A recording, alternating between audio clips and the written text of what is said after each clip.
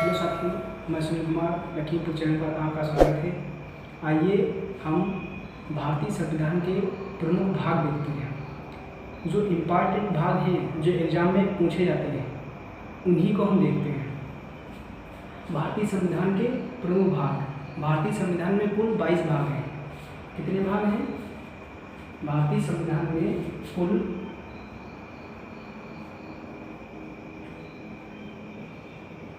22 भाग हैं। भारतीय संविधान में कुल 22 भाग हैं, लेकिन हम जो एग्ज़ाम में पूछे जाते हैं और जिनके पूछने की प्रोबेबिलिटी ज़्यादा रहती है, तो उन्हीं को हम देखेंगे। भाग 1 ले लेते हैं।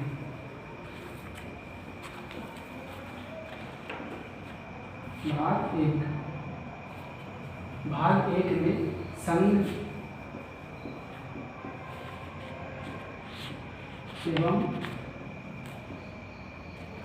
एवं उसका राज्य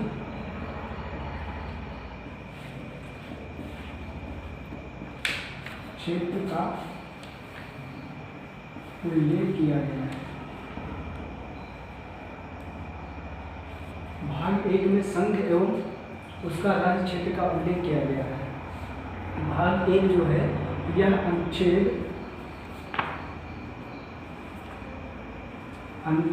1 से 4 तक उल्लेखित है। भाग 1 का जो उल्लेख किया गया है अनुच्छेद में, वो अनुच्छेद 1 से 4 तक है। ठीक। भाग 2 ले लेते हैं। भाग 2।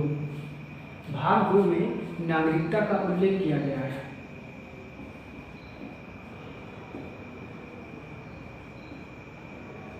भाग 2 में नागरिकता का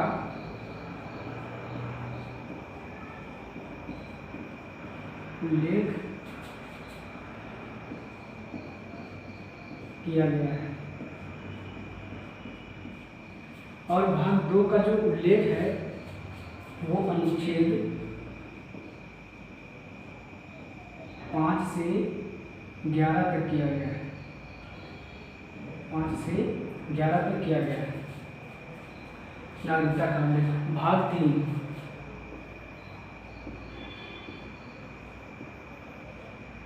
भाग 3 में मौलिक अधिकार का उल्लेख किया गया है।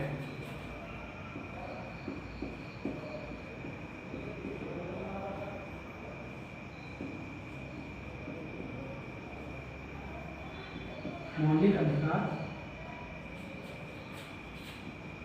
का प्रावधान या उल्लेख किया गया है। ठीक। भाग 3 अनुच्छेद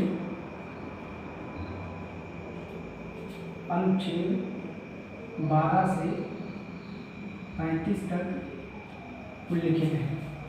भाग 3 का जो उल्लेख किया गया है, अनुच्छेद 12 से 35 तक। ठीक। भाग 4।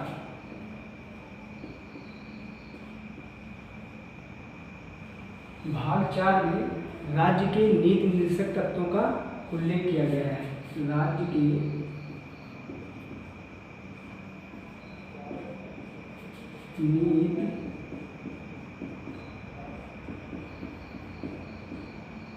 नीति निर्देशक तत्वों का प्रावधान किया गया है। भाग 4 में राज्य के नीति निर्देशक तत्वों का प्रावधान किया गया है। यह अनुच्छेद 36 से 51 तक, इसका जो उल्लेख किया गया है, अनुच्छेद 36 से 51 तक किया गया है। अनुच्छेद 36 से 51 तक किया गया है। भाग 4 का लेते हैं। भाग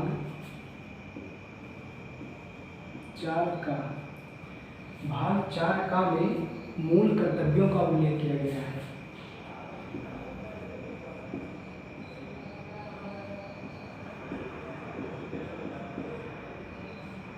मूल कर्तव्यों का उल्लेख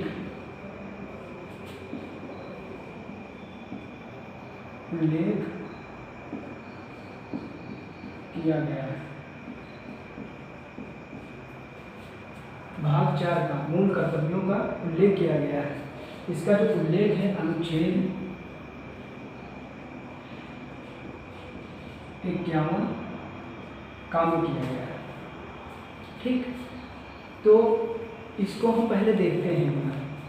भाग 1 जो है संघ एवं उसका राज्य क्षेत्र का उल्लेख किया गया है। एग्जाम में पूछा जाता है कि भाग 1 में किसका उल्लेख किया गया है, तो संघ और उसका राज्य क्षेत्र का उल्लेख किया गया है।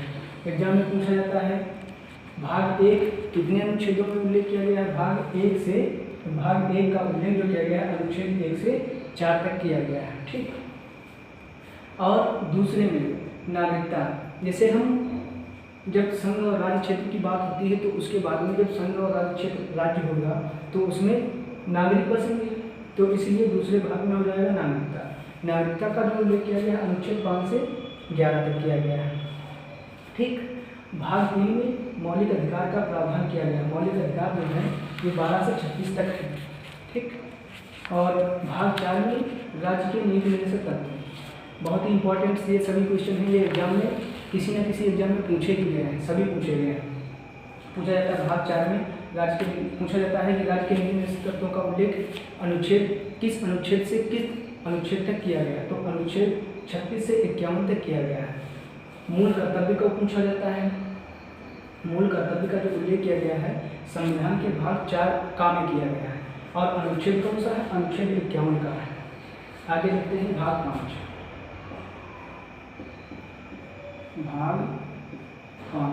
भाग 5 में संघ का उल्लेख किया गया है। भाग 5 में संघ का उल्लेख किया गया है। ठीक, भाग 5 जो है अनुच्छेद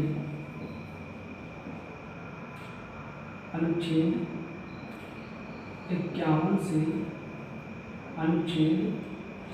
अनुच्छेद इसमें जो भाग 5 है, भाग 5 में अनुच्छेद 52 से 151 है। क्या है, 52 से 151 तक किया गया है। अनुच्छेद 52 से 151 तक किया गया है। ठीक, भाग 6 में राज्य का उल्लेख किया गया। भाग 6 में किसका उल्लेख किया गया है, राज्य का उल्लेख किया गया है। राज्य का प्रावधान किया गया है।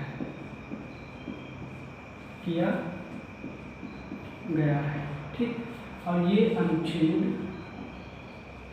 ये जो उल्लिखित है अनुच्छेद, इसका भाग 6 में राज्य का जो उल्लेख किया गया है वो उल्लेख किया गया है 152 से 237 तक। 152 से 237 तक किया गया है। अनुच्छेद 152 से 237 तक किया गया है। अब भाग आ जाते हैं भाग 8। 7 इतना इम्पोर्टेंट नहीं, जो इम्पोर्टेंट भाग है उन्हीं भागों को हम डिस्कस करेंगे। भाग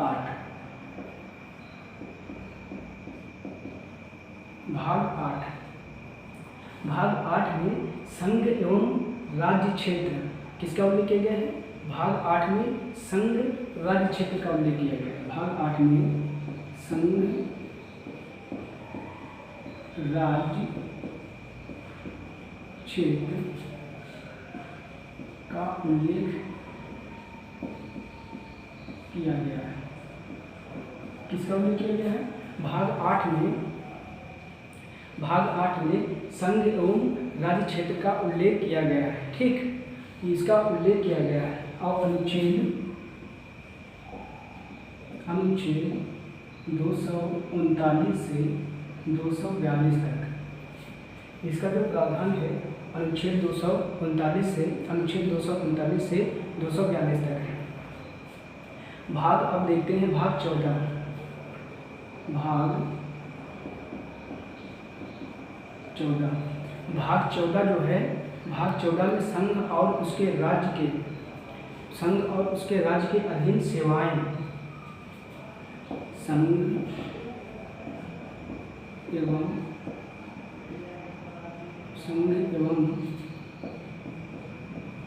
राज्य के अधीन, संघ एवं राज्य के अधीन, जो राज्य के अधीन है वो सेवाएं, क्या है? सेवाएं।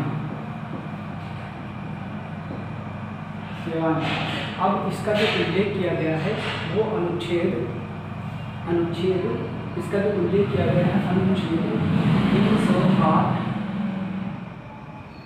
308 से अनुच्छेद 323, अनुच्छेद 308 से अनुच्छेद 323। अब भाग देखते हैं हम 15।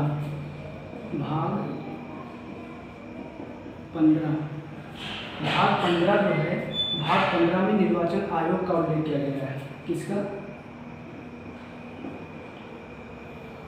भाग 15 में निर्वाचन आयोग का उल्लेख किया गया है। भाग 15 में निर्वाचन आयोग का उल्लेख किया गया है। निर्वाचन आयोग का उल्लेख जो किया गया है अनुच्छेद 324, अनुच्छेद 324 से अनुच्छेद 329 तक। ये इम्पोर्टेंट क्वेश्चन कई एग्जामों में पूछा जाता है। निर्वाचन आयोग का उल्लेख किस भाग में किया गया है? तो निर्वाचन आयोग का उल्लेख किया गया है भाग 15 में किया गया है। और पूछा जाता है किस अनुच्छेद से संबंधित है? ये अनुच्छेद 324 से संबंधित है। ठीक, अब देखते हैं भाग 17। भाग 17 में राज्य की जो भाषाएं हैं उनका प्रावधान किया गया है। राज्य की भाषाओं का उल्लेख किया गया है। राज्य की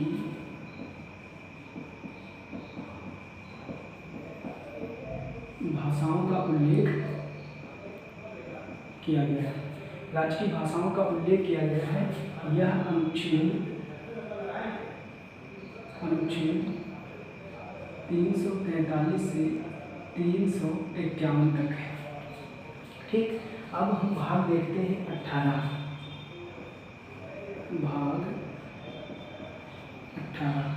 भाग 18 में आपातकाल की व्यवस्था की गई है। भाग 18 में क्या है? आपातकाल उपबंध है। भाग 18 में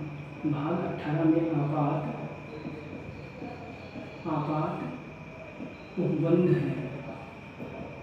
आपात उपबंध का उल्लेख किया गया है। आपात उपबंध जो है अनुच्छेद 352 से लेकर 360 तक उल्लेख किया गया है।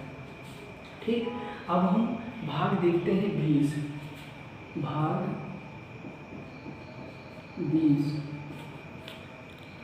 20 में संविधान संशोधन का प्रावधान किया गया। किसका?